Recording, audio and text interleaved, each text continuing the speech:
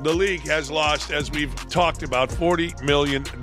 Even the WNBA was at its height and making billions from Caitlin Clark's first season, but all of a sudden the league went into a coma as soon as Caitlin Clark was eliminated from the playoffs, losing millions of dollars. And honestly, this loss was so well-deserved. Chaos breaks out as the WNBA suffers an extreme loss of $40 million in playoffs after Caitlin Clark's debut season, and I couldn't be happier about this crash and burn moment for the WNBA. What entitled players in the WNBA just can't seem to understand is you get what you put in, and right now you are getting exactly what you deserve. All season, you have complained about Caitlin. I mean, Caitlin bears the weight of the entire league, fills arenas, sells out jerseys like candy, and all she receives in return are racial accuse and a salary that most likely wouldn't cover. They had a golden goose after a month of coffee runs, but they chose to serve it with a side of disdain. Wait, do you realize how terrible this loss is? Don't worry, I've prepared all the figures for you. Thoroughly covered that they've lost $50 million a season, or they were expected to lose $50 million as a league this year.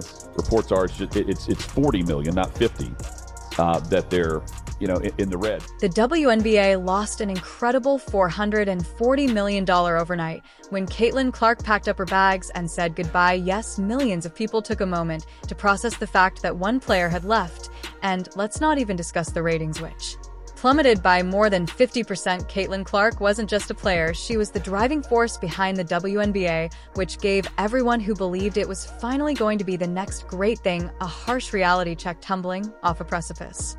All that negativity, it has come back to haunt you, as ticket prices for the WNBA playoffs are damn near being given away for free. The arenas, yes, those were ghost towns. Do you recall how during Caitlin's first season the stadiums were packed like it was some sort of Beyoncé concert? Well, that's no longer the case after she left. It's crazy to consider how just the year before fans were swarming in, breaking records left and right, and Caitlin's team drew an absurd 34,715 fans, setting a record that hadn't been surpassed since 2001. However, the moment she left, the excitement vanished more quickly than a dut at a police convention. And in front of the 16th sellout this year, here's a look at the total attendance, and the Fever are going to be over 200,000 higher than the next highest total attendance in league history. Clarkonomics, my friend, Clarkonomics. And merchandise sales of WNBA items increased by a staggering 61% during Caitlin's rookie season, when everyone was sporting Clark jerseys. That's not just a blip, though, it's a huge launch, and those sales increased even more when Caitlin revealed she was going to Europe. The WNBA seemed to have lost more than just a player. They also lost the goose producing those golden eggs. The arenas were deserted, the crowds vanished and hit the floor. Dealers, advertisers, and everyone else were left frantically trying to understand what had happened. Audience of 929,000, ESPN announced, which is 50% less than the Fever's Game 1 against the Sun. But in all honesty, Caitlin wasn't only scoring points, she was also making money for the league. She was the one who made the WNBA a cash cow, selling out arenas, breaking attendance records, and selling jerseys quicker than hotcakes. Caitlin's social media engagement was off the charts with nearly 2 billion views, a fourfold increase from the previous year. She made women's basketball the thing to watch like it was the Super Bowl every time she took the court, and all of a sudden people who had probably never even seen a WNBA game were glued to their TVs. A little bit of Angel Reese when she played Caitlin Clark, but everybody else playing in 4,000, 5,000 seat arenas until Caitlin Clark came in. Yeah, viewership was up. Yes, they signed a new TV deal, which is going to pump $2 billion into the league, but they're still projected to lose money. And when Caitlin joined the league, the WNBA finally began to experience genuine earnings, bringing in millions from ticket sales, sponsorships, and television deals. For the first time in decades, they attracted over 3 million people. And the money. Oh, the money flowing in the WNBA made $2 billion.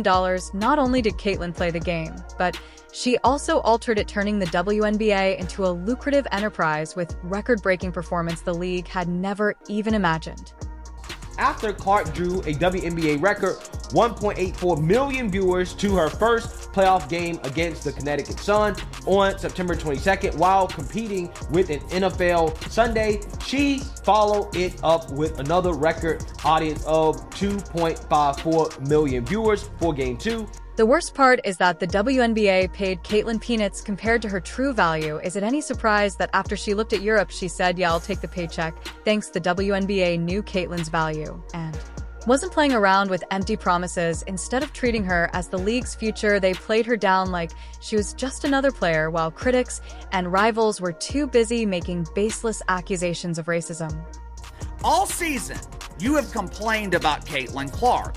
All season, you have allowed your jealousy, your bitterness to cloud your judgment. All season, you have allowed your emotions to take over, which got in the way of what could have been an unbelievable year that set the foundation for the future of the WNBA. They have, instead of using Caitlin's extraordinary talent and running with it, the league allowed the entire season to devolve into a political circus because the media couldn't get enough of it, and the commotion transformed Caitlin's highlight reel season into some strange off-court feud. Seemed to be too preoccupied with drama that shouldn't have existed in the first place to see that she was shattering records and lighting up arenas.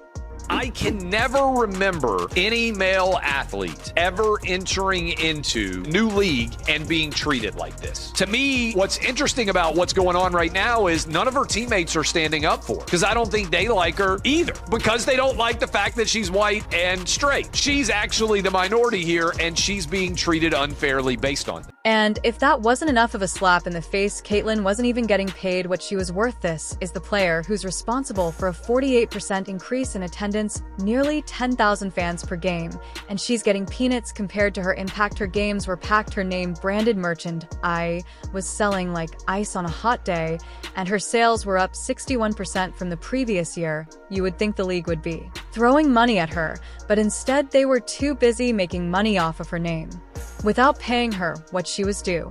Caitlin, being the astute player she has said, I'm leaving here and packing my bags for Europe. WNBA fans were in complete shock.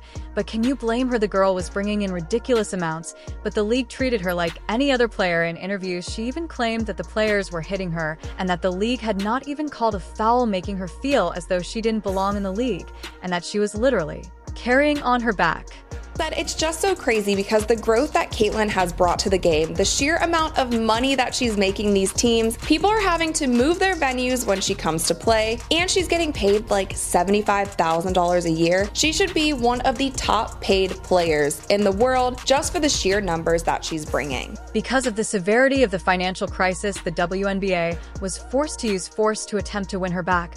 By force, I mean WNBA Commissioner Kathy Angelbert, who essentially had to slap Kathy in an iconic moment when we truly messed up, personally apologized to Caitlin, acknowledging that it was that awful. She didn't only say, hey, we undervalued you a little. Instead, she went into detail to acknowledge that they had utterly miscalculated Caitlin's influence on the court, as well as the WNBA's financial resources unrivaled. Unrivaled League needs Caitlin Clark, and they are preparing to offer her a massive deal. But is it all too little too late? We have some breaking news that I want to bring to the table. Commissioner Kathy Engelbert, Commissioner of the WNBA, just announced that starting in 2025, the WNBA Finals format will change to a best-of-7 series. Yes. And the format will be 2-2-1-1-1. In addition to that, the first round, which is already a best-of-3, will change in format to 1-1-1. Yes.